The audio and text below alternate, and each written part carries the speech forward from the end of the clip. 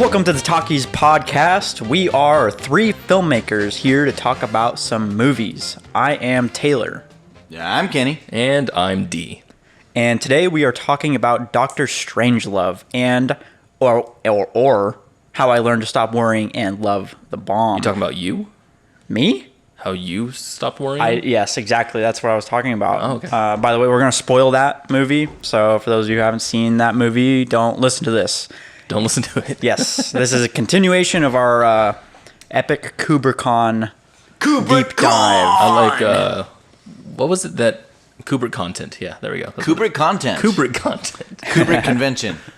The convention where we talk about Kubrick. What are we on? Fifth, sixth movie? Pretty deep in there. Yeah, so we got Eyes... What's under our belt so far? We did Eyes Wide Shut. Eyes Wide Shut. Eyes Wide Shit. The Shining. Full Metal Jacket. Barry Lyndon. Clockwork Orange. 2001. And now we're talking about Dr. Strangelove. Very nice. All those episodes are found on our YouTube channel. Yep. Oh, I think it's everywhere, right? It's Aren't we everywhere. Oh, yeah, it's fucking everywhere. We're everywhere these days. What am I talking about? Yeah. Available everywhere now. We're everywhere now. In stores near you. So you guys haven't seen this movie before. This was my first time.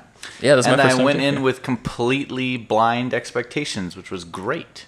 Yeah, me too. Yeah, I had no idea what to expect. I didn't know what genre it is. I That's didn't know when awesome. it took place. Didn't know what kind of movie it was. So that was pretty cool. That's cool. Yeah. What did you think? I loved this film. Yeah. I loved it. Me too. Oh, wow. Okay. I'm gonna throw some dirt in your eyes here. You ready? Okay. I had the same expectations and the same things that Kenny came in with, right? I came in not knowing what it was. All I knew is that was old. D doesn't like old movies. 1964 old. So old, wow. It is though. They'd only been making movies for 60 years. It's pretty old. 60 years. And I loved it. Yeah, I had the same. Yeah, loved it. This is probably one of my favorite movies ever. Yeah? Yeah, I really like this movie. That's awesome. That makes me happy to hear. I've actually coming into this, I thought I had a pretty clear definition of my ranking of Kubrick films, and honestly, this whole experience has just blown that Shaking to it up. pieces. Yeah. I really don't know. I really don't know where to put this. That we've talked about it in every episode pretty much, but he was so freaking diverse. He was. Yeah. It feels nothing like anything else we've seen from him No, so far. in fact, the closest this comes to, in my mind, is Lolita, Yeah. which Interesting. is really strange. Yeah. Yeah. Yeah, because Dr. Strangelove is it's a farce for the most part. It's a satire. dark comedy. Yeah. It is dark, satirical. Yeah, dark comedy. And that's a genre he never touched on ever again, basically. It's could we define anything else as comedy? I mean, not really. I think You're talking about of his other Kubrick's movies? movies? Yeah. Full Metal Jacket has some funny bits in it. So does Clockwork Orange, but So I wouldn't does Clockwork define Orange. either of them as a comedy. No. But I I would would define this one. I would as a define this comedy. one as a comedy. So yeah. would I, yeah. Even Yeah. It's a little hard to, because it's dramatic dark. and dark. And Yeah. it's very. I mean, it doesn't go out of its way to be silly. No. Like there was a couple moments with Dr. Strangelove himself where it kind of began to feel a bit like a bit cheesy, A and little a bit more screwball. like a 1960s comedy, Yeah. actually. Right. Yeah. Like he felt a little bit like a character from an Austin Powers film. he did. Yeah. Jeez. Yeah. I was a little concerned there for a second. But the rest of the movie was so straight. Yeah. Just played straight. Yeah, it's just dry. It's like dry humor, basically. Yeah. Well, the Peter Sellers who played three characters in the film. Yeah. But his character of the British officer had some very funny lines, but he was always perfectly straight, playing that he was terrified. Yeah. yeah. You know. Or like when the general's talking about fluoridation in the water. Yeah, Yeah, that just he's all was actually, insane. yeah. Yeah, and He he wasn't like, coming believes across in as it. silly. Yeah. Right. Yeah. Yeah. He's just crazy, and you're laughing at him. Yeah. At the situation. It's just a fucked up situation. Yeah. Yeah. Just the incompetence of the whole thing. Yeah. I think what made it such a poignant comedy is that it all just felt like it could easily happen. Yeah. Yeah. Like everything in this felt real enough to Yeah. where you're like, funny, haha. Oh, that stings. That's what it is. Could Yeah, it happen. stings, Yeah. right? Because like that is all you could. It's so believable especially in that era, like because it's the Cold War, Right. and like Yeah. people were really paranoid about commies, you know, the Red Scare, that kind of stuff, and so seeing how these military generals are reacting to all this stuff, and like they're like the conspiracy theorist who issues the strike in the first place, he does it because he's crazy, and then the general who's at the war room, his response to that, his first instinct is not to call it back, but to commit to it. Like no, you know what? Fuck it, let's do it. We can catch him with our pants down.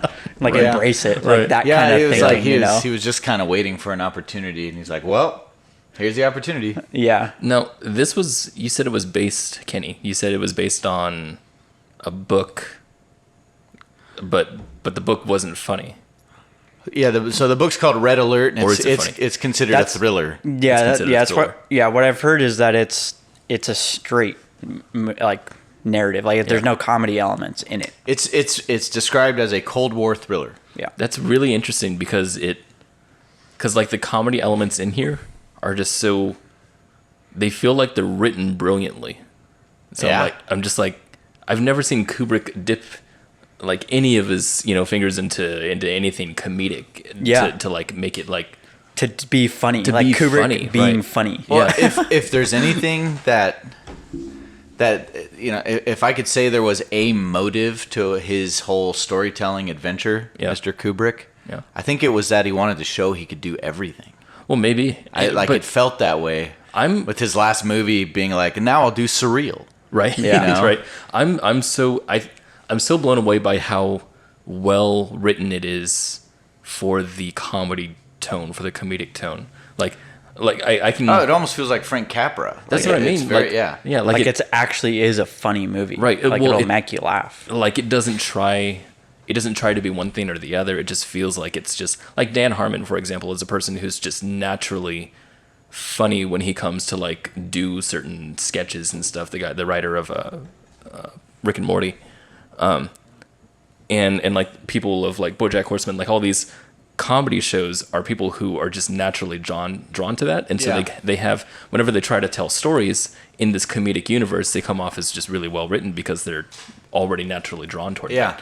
And so it's weird to see the same thing, but with Kubrick, someone who I don't think I've ever seen comedy from, and it's just like his natural thing. It feels like it's completely natural, and maybe it's just not him only. I mean, there was two other writers. So. Yeah. Yeah, but you know, going back again to this conversation we've had a few times about Kubrick's fingerprints, you know, Right. and his style. Yeah.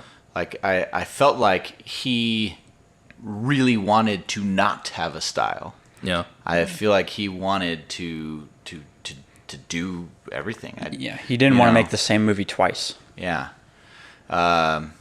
I feel passion behind what feels like a comedic tone, and I don't picture Kubrick as someone who has passion behind comedy. I mean, that's just not Well, I the don't way know. that I feel like Yeah, that's probably This show's different. I think Right. that's probably kind of that feeling comes from the fact that most people who do comedy, yeah. they do comedy because it's the thing they do well, you know. Right. And so you know you can watch a Frank Capra film and know it's a Frank Capra film because you know his comedy vibe, you know. Right. And I think that's just the opposite of what he wanted to be. And it's in direct contrast also with like Kubrick's like public image of being the Oh, it's reclusive, stoic. It's yeah, definitely like that, yeah. like that kind of like crazy director. And then in contrast with the next movie he makes after this is 2001: A Space Odyssey, Well, right? yeah. And like his movies are always super serious like that, you know. Maybe he does just have, maybe then what he has is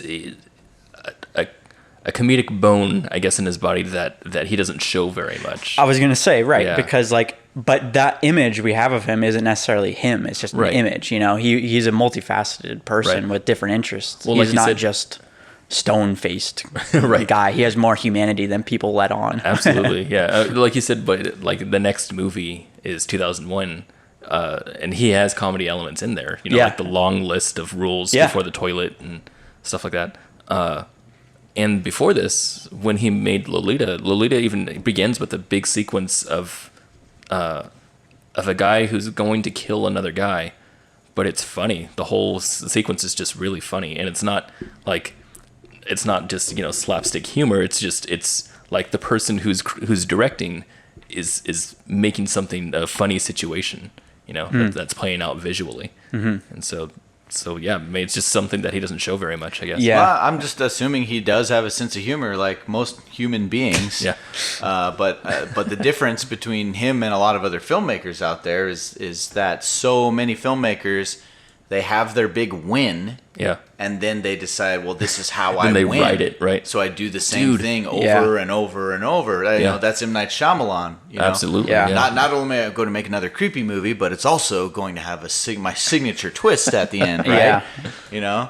And I think it takes bravery and a certain kind of boldness Yeah. to be like, well, now I'm going to do something totally different. Right. Yeah. No, it does. And that makes me wonder about Ari Aster, about his next movie. Oh, how Me that's too. going to be like. Yeah. That's what I was wondering about Midsummer when that was coming out right off of Hereditary, because I was like, man, I hope Midsummer is going to really be like, is it going to be his differentiator, or is it going to be another Hereditary thing? And like, what The is he answer gonna- was both. yes, Right, exactly. it The was, answer yeah. was both, which is really interesting.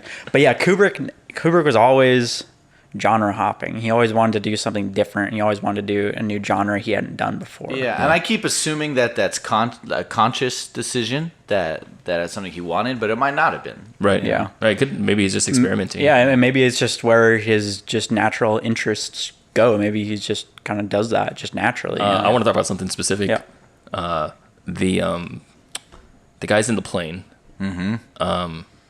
What was? Oh, I love the use of the score in here. Right. So Yeah. they're playing. What is that song called? Johnny Comes Marching Home. Yeah. Again. So that song that has very American pull. vibes throughout the whole thing. Even heroic vibes to it. Sure.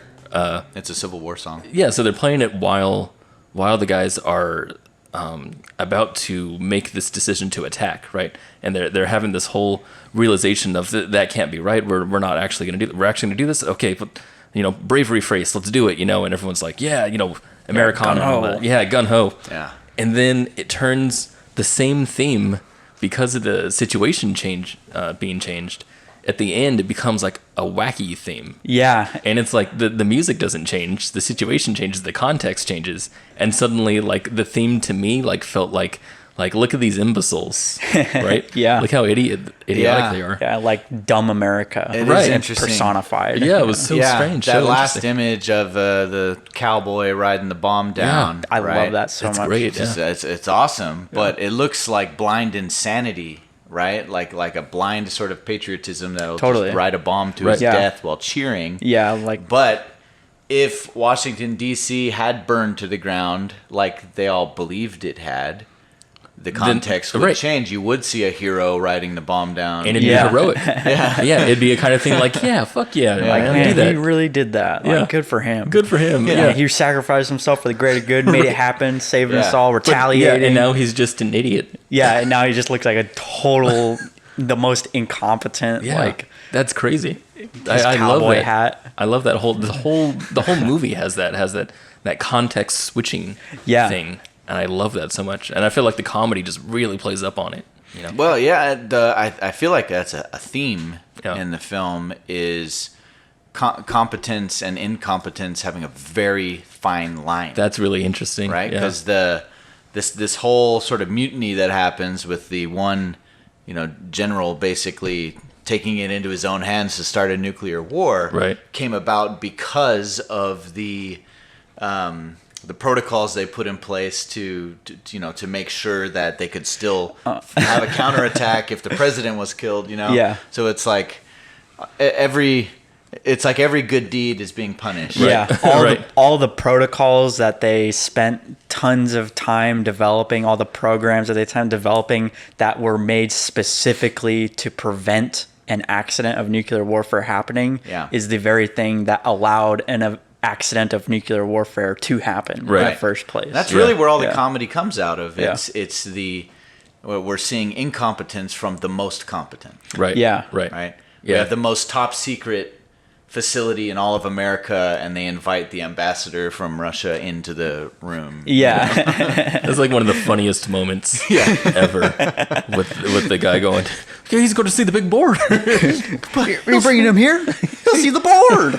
He's all hiding his binders. His binders, yeah. He's like a little boy. Yeah. That's what it reminds me of. Yeah, it's good. And I love how like his character gets. I feel like his character is probably the only one, at least in my mind, that as the movie goes on, gets better and better. As it keeps capitalizing, right? He keeps compounding on the last performance that he gave. Yeah. And it keeps getting funnier and funnier because of just how strict he is on his character. I really love that. Yeah.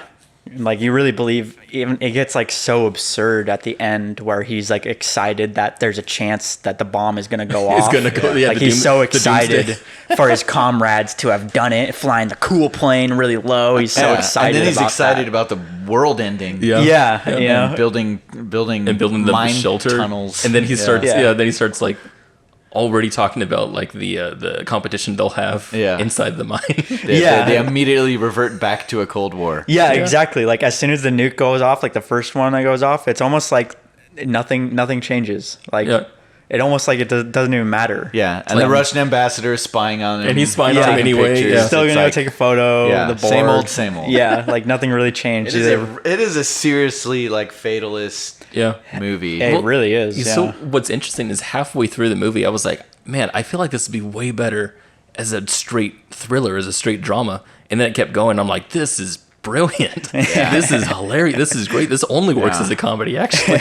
I mean that drama's been made several times. The near nuclear war, right? You know, the near miss, and it's happened in real life a few times, right? Jesus. And so I think bringing the comedy in was just a really smart way to show off how stupid how stupid we can be. Yeah. It underlines the reality of the situation. Right. And could you imagine though, like the Beirut explosion?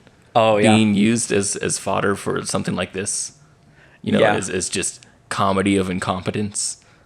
You know, can you imagine that? If we made a comedy film about all the incompetence leading up to the Beirut explosion, that'd be controversial. You know, that'd be very controversial. That's what I was thinking watching this film. It made in 1964. Yeah, right in the middle War. In the Cold War. Yeah, that's I crazy. wonder what the response was like. It's pretty edgy. Of course, there were a lot of like nihilistic end of the world. That was a pretty common genre at the time. Yeah, I think it was sort of pervasive. I think this is the movie that made Kubrick famous, or like more of a star. It's like this one was like his big hit, coming off of I think Spartacus, and then the studio let him make this, and it was really popular. Yeah, and this was his movie. This was his baby. Yeah. He personally bought the film rights for $3,500. It's a pretty good deal. I know. Crazy. I bet the author's a little mad. Yeah. Maybe that's why he did that adaptation. Probably. Because he wrote the original book, Yeah. Red Alert, which was a drama, and then Kubrick turned it into a brilliant comedy. And so then the same author was like, well, I'm going to adapt the screenplay into another book that is a comedy. So that way I can get some of that money. Yeah. Now that's kind of like common practice, but not in that way, but in like the Not in that order. Yeah, there's always the novelization of the film. Yeah. Well, what's funny is that if you go online and search for the book of Dr. Strangelove, you get that. You'll find the novelization, which was by the guy that wrote the book that inspired the movie. But It's funny. not the book that inspired the movie. That's Right. so funny. It was a book that was inspired by the movie, which was inspired by his book. Okay, What the fuck? I wonder how Dr. Strangelove, the character, was like in Red Alert. Like, I wonder what his character was like, if it was about him, or because why? If he Why is it titled that first? Well, Red Alert didn't have that title, right? Right. Maybe he didn't even have Dr. Strangelove in it. That might have been like, we need a James Bond sort of Villain. sub-villain character. We were talking about Taylor and I talking about how this feels like a Kojima Yeah, it's video a Metal game. Gear Solid video game Metal where he's Gear got his totally. phantom Nazi limb. Yeah. It's like, what the hell? I loved every time he referred to the president as Mein Führer. Fear. My fear. I can walk. And what's so Mr. funny is President. realizing that that's Peter Sellers talking to himself. Yeah. That's funny. Oh man, I didn't even realize that. Yeah. That he plays the president. He's too. damn good. Man, So the president was, I thought his character was really strange to me because he started out perfectly straight. Like I loved that so much because I really highlighted the comedy of the general, who's he's just like going. He keeps explaining like these things that they put in place, and you're just like, dude, you're just digging your own grave, like saying this to the president. Yeah, and the president just gets fed up with it at one point, and then. Beginning with the phone call to Dmitry, the USSR guy. Yeah. Then after that, he like degrades into like this like I don't know what do you call him, like a what would you say? Ultra patriotic? No. Well, he becomes a little bit. Oh, the president? He becomes a little bit funnier. Yeah. He becomes a little bit more of a comic. I love that he becomes more has this very human relationship with Dmitry, Dmitry. yeah. like they're girlfriends Yeah. in high school. And he's like, no, I like talking to you. I do. And I promise I will call just to say hello. But this is about something else. We got a problem here. Dmitry, I'm capable of being just as sorry as you are. I'm glad we're both fine. The phone call with Buck's girlfriend was amazing. Oh yeah. I respect you as a human being. And the way he when he hangs up and he sits back down, like that face he makes, he like leans back in his chair and he's just like all super serious face, it's like stoic, like stone cold. He starts like chewing on something. What's interesting is that I felt like no one in the movie was aware that this was a comic movie. That's what I liked the most. Except for when certain characters were given permission to do so. And that's other what characters wouldn't acknowledge how goofy some of it is. Yeah. Exactly. And that's what I mean by it feeling like it's really well written, because someone who dips their toes into a comedy movie, someone who doesn't make them very often, would, I feel like, ride that wave. They'd be like, this is comedy, so I got to highlight all the comedy. And I feel like he was very deliberate with the pacing of the humor, and that it was brilliant, because you never see this in a comedy today, right? Where the first act had almost no jokes at all. Yeah, almost. The second act, the jokes start coming in, and it almost feels out of place. You're like, why do they keep making... This movie actually has funny parts, but I don't know if it fits. And then by the third act, it's just gone bonkers. It's gone wacky at the end. Yeah. As the situation gets more dire, the movie gets funnier. The first few laughs, I felt weird. Yeah. I'm like, why are we laughing? Yeah. But then it took a while for me to really realize, you're like, this is a comedy. This is a comedy. I like that a lot. Yeah. Did you guys think that worldwide nuclear annihilation would happen in the movie? Or did you think they would stop it at the end? No, I pretty much had the vibe that they were going to go for it. This is destined to end badly. Yeah. Because it's Kubrick and famous. I felt like, because when things started getting really funny, I was like, oh, they're definitely just going to go dark with this, where the whole world ends. I was wondering, though, at the very end of the movie, and I feel like this is Kubrick. I feel like it's just Kubrick that I'm talking about. But like the edit of them talking about, them arguing over the mines being, used and whatever. And then they cut to presumably the Doomsday device going off. They never really talked about specifically what the Doomsday device does specifically, other than like... It's a ton of bombs that blow up. A ton of them. Yeah, that's what they said. And the footage that we then see is real footage of nuclear tests. Yeah. And to me, it felt like it was just a sudden social commentary. It was just like, hey, let's put in a bunch of this real footage. But then there was like a voice in the back of my head that goes, oh, that's probably the Doomsday device. And it's like, I wonder why I had to make that leap, I think it's both. That's why. I think it sort of is meant to give you some social commentary. It is also an illustration of the Doomsday device going off, right? Yeah. I think it was just chosen to do that because creating that footage would be really tough, would be really hard. Yeah. For the time. That's where I went with it. Yeah. But I'm like, I like it better as just a social commentary. Just hey guys, have a bunch of bombs. I think it's meant to be interpretive because, one, people have seen that footage many times, right? Like we know what those explosions look like. Yeah. And And also, I don't know, to me it sounded like the Doomsday Machine was one massive explosion. And so when I saw lots of explosions, to me I was just saying, okay, well, this is what they're just showing us what the end of the world looks like over and over and over again while playing that song. Yeah, That's definitely social commentary to me. Well, Yeah, it was. It can be both. Yeah. I didn't like that I had to make the leap to be like, oh, is that the Doomsday device? Like I had to question it. And that's why I literally asked you, Taylor, while we were watching the movie, is that the Doomsday device? Because had I just been watching it by myself, I would have had to work through it and be like, is that what I think it is? Is that the end? Yeah. I'm really enamored with the idea that the movie just ends with the world blown up. Yeah. Like, I just really like that. It's fun to just blow up the whole world in a movie. This is D from the future. We're about to spoil Terminator 2 and 3. So if you don't want that, you can skip over the next 1 minute and 13 seconds. Here's your countdown. 3, 2, 1. Yeah, The whole world ends. Terminator 3? One of them? 2 has the famous nuke scene.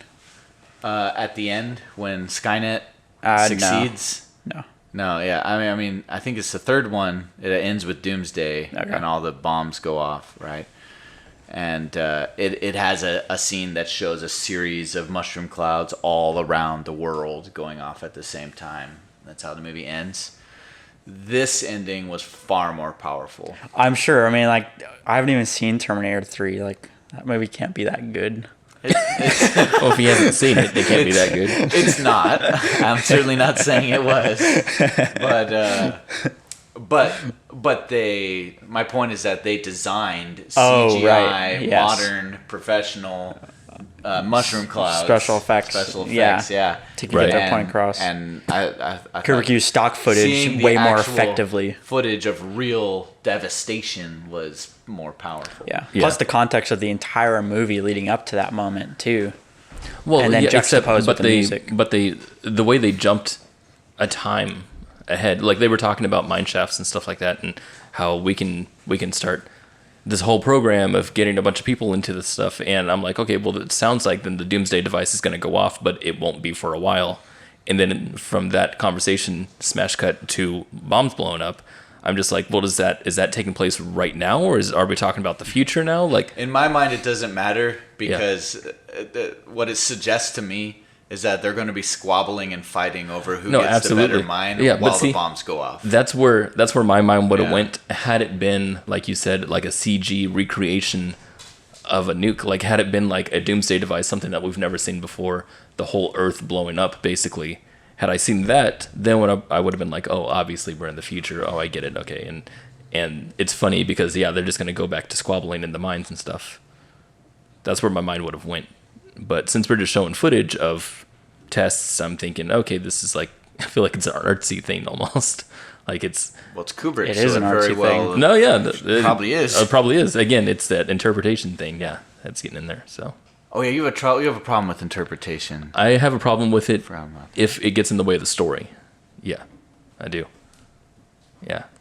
I love this movie because it tells a story. Here it comes. No, it went. Oh, there's no but? No, I love a movie because it tells stories. All of his movies have told stories. No. Which one didn't tell a story? No. What are you talking about? I'm talking about when you have to interpret story, when you have to interpret plot points. We've talked about this many times. I know. Yeah. I never tire of it. Yeah. when you have to interpret a plot point and it doesn't work for you, someone like me, then it just gets confusing. Oh, so that they told a story that you didn't understand. They told me a story that I understood until the very end. Right. Yeah. Right. Yeah.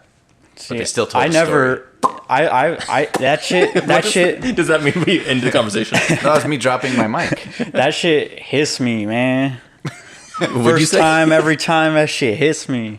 Yeah. The first time I saw it, I was like, Because you knew. That's so awesome. You knew that it was Yes. the end of the world. Yes. Yeah.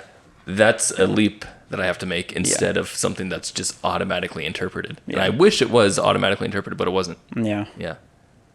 That's probably why Kubrick's my favorite. Is because I just feel like I get it. Yeah, because like you I'm get just, it. like, Because because you align with his art. Yeah. Yeah. That makes total sense. Where would you put Kubrick's work on the scale of 4? Or Each some of movie 4 is different. concepts. Yes. Yeah, every Each movie movie is is different. different. Yeah. Yeah, I'd say so, but I'd still In say general, like the average. I don't think he has scale. a single movie that's a 3-1. No, Can we just explain that scale this real is what I quick? mean, no, though. for no. people who Our don't know audience it. needs to know what it means. Okay, They listen. just They need to infer. We'll leave them to infer it. we're 0-4. That's them. 0-4. What Kenny is talking about, for those of you who are not 0-4ing at this time. Thank you. is, All will make sense soon. is our sum of 4 concept, where we've talked about this before, where the first number represents the amount of information you give to the audience versus the amount of information that they should infer from the movie. Right. So for example, if you're watching an extremely experimental abstract film by Stan Brakhage, that would be 0 information given to the audience for all information inferred by the audience. Therefore, it's a 0-4. Therefore, Yeah. 0-4. Yeah, the reason why it's 4 is just arbitrary, but for some movies like Blade Runner 2049 would be a 2-2 movie. Yeah. You know? It's like half and half. Yeah. So, and then there's like Jurassic Park would be a 3-1 movie, for example. Kubrick, like 2001 is Marvels like are 4 zeros. Yeah. 2001 is like 1-3. Yeah. Well, no, see, I would say 0.53. No. I would say 2001, like the first 2 parts are like 4-0. 2-2. No, or like 2-2. And then the Howl part is like 3-1, maybe 3.5, 0.5. And then the Beyond Jupiter Infinite Beyond is is 0-4. 0-4. Yeah. So averaging Hard disagree. overall averaging out at 1-3. Boom. whereas Boom, boom, boom, boom. what is Boom. that? What was that war movie that he did? Full Metal Jacket. Full Metal Yeah. Jacket. That's like 3-1 of maybe 4-0. Yeah. Yeah. Maybe 2-2. I'd call that a 2-2. Oh no. See, I think you Maybe miss it is out 3-1. on. You don't even recognize when there's things to infer. That's what I. Yeah. Exactly. There's stuff to infer there that you're there's just not. missing. So it's a 2-2. It's not though. Maybe I Full don't Metal like this Jacket's- conversation. Full Metal Jacket's 0-4. Hell yeah. Wow. Hell yeah. I didn't understand that movie at all. Then. No, you didn't, because it's actually about World War II. See, Oh, now that's what you're deep. saying right there, okay? Even though you made a joke, the words that you used, it's actually about. People say that all the time about Kubrick, and that just gets to me all the time. Well, you know what that's actually about? It's secretly genius. Yeah. I love. You got to put art in a box, man. It's in a box, dude. I put art in a frame. No, get that box, empty it. There's art in there. Probably another one of my favorite endings ever. Like my 2 favorite endings of movies ever is like Doctor Strangelove and Full Metal Jacket. The ending of Doctor Strangelove hits the contrast nail on the head one last time. You know, the whole movie has been a comedy of contrasting the ineptitude with their professionalism. Yeah. Right. Mm-hmm. Yeah. And then right at the end, you have them sitting around, literally sipping, some kind of alcoholic drink, pondering the end of the world, Yeah. being very, very silly, and then boom, boom, boom, boom. Yeah, with that music coming in, like cut to silence. Like you don't hear the bombs explode. It's just bombs exploding, and that music, those like horns that come Yeah. in, and then just the lyrics. We'll meet again. Yeah. Don't know More where. Don't contrast. know when. You know. Yep. It's like yeah, that juxtaposition. Wait, what do you mean and- contrast? Well, it's like a very comforting, beautiful song played to okay. bombs exploding. Yeah, gotcha. Okay. And yeah, we'll meet again. Don't know where. Don't know when. Because the world's fucked. Interestingly enough, the very first thought I had when the movie started was, he's chosen a black and white that is very contrasty. Don't know if that has anything to do with the rest of the thematic contrast movie, but it was a high contrast black and white. Well, he chose black and white when he could have done color. The contrast you're talking about at the very end there is great. It's fun. Yeah. I like that. It's comedic. I'd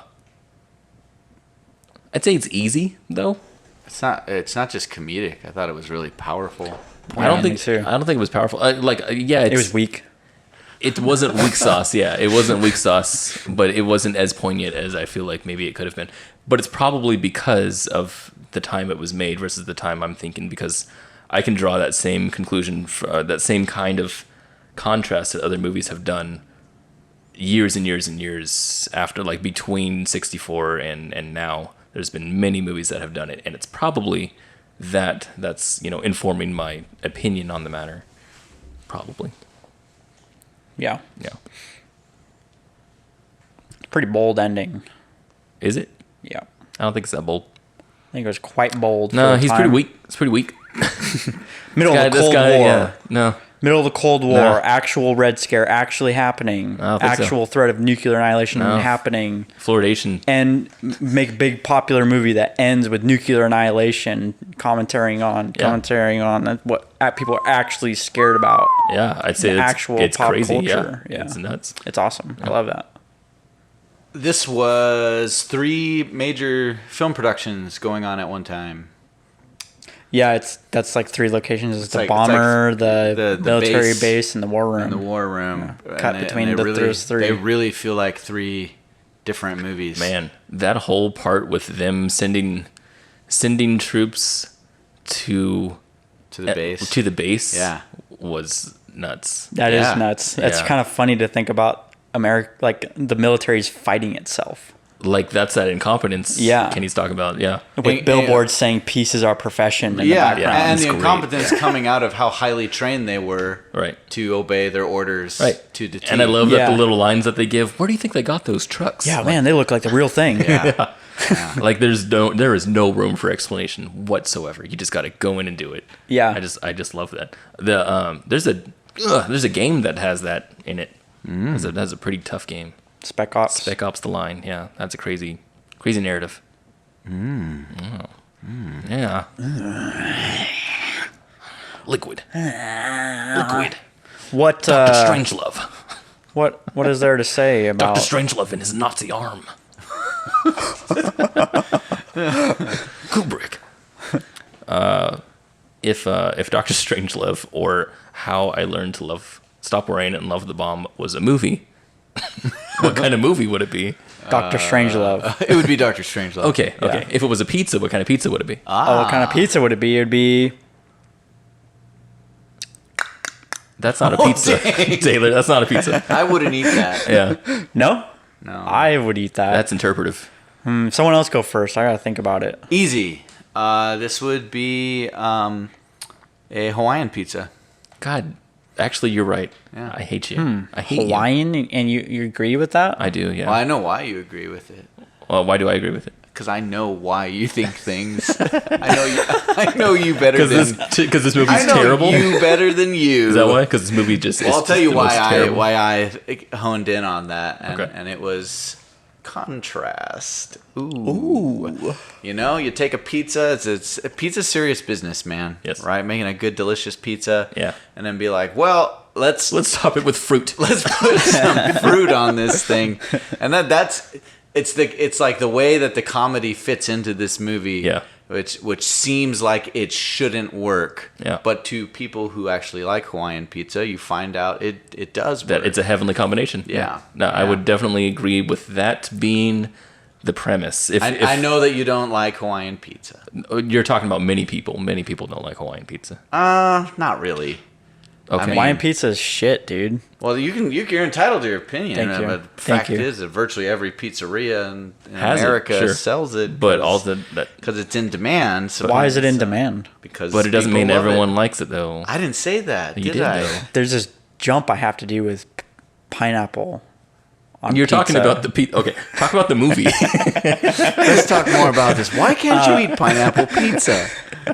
My pizza rating for this is a marg. What? A marg. Is that a margarita pizza? Yes, a marg. I love margarita pizza. Margarita pizza. For real. Baked Yeah. in a brick oven pizza. Fresh dough made in-house. Fresh mozzarella made Damn. in-house. Damn. Fresh Yeah. sauce made in-house. Wait, the sauce is made in house? Yes. Oh wow. Okay. Sounds expensive. It does. and garlic and herbs, not fresh, not in-house, but imported. I see. I see. Imported from Imported- Italy. From Italy, Dang. Where they get it artificially. where it's not from anywhere special. It's just It's garlic flavor. yes, it's just garlic. It's MSG. Very specific. Yeah. Yes. yeah. Wow. But it's very delicious. I Yeah. was gonna say that my pizza had something to do with like being spicy and whatnot unexpectedly, but I actually agree with Kenny about the Hawaiian pizza thing. Wow. Yeah, because Never before have D and I agreed on a pizza. that's not true. I know. I'll just say things that aren't true. Just lie. We will be finishing our run of Kubrick films Oh man, next week. What a with, journey. what a journey! What a journey this has been. with Paths of Glory. Yeah. Bye guys. Boom. Well, let's go make a movie now. Yep. Thank you for listening to The Talkies. Next week, we are watching Paths of Glory, and this will be our final episode in our Stanley Kubrick deep dive. There are new episodes of The Talkies every week on Thursday, wherever your podcasts are listened to. Everywhere podcasts exists. The end. The end. You know, just edit that. There's enough there.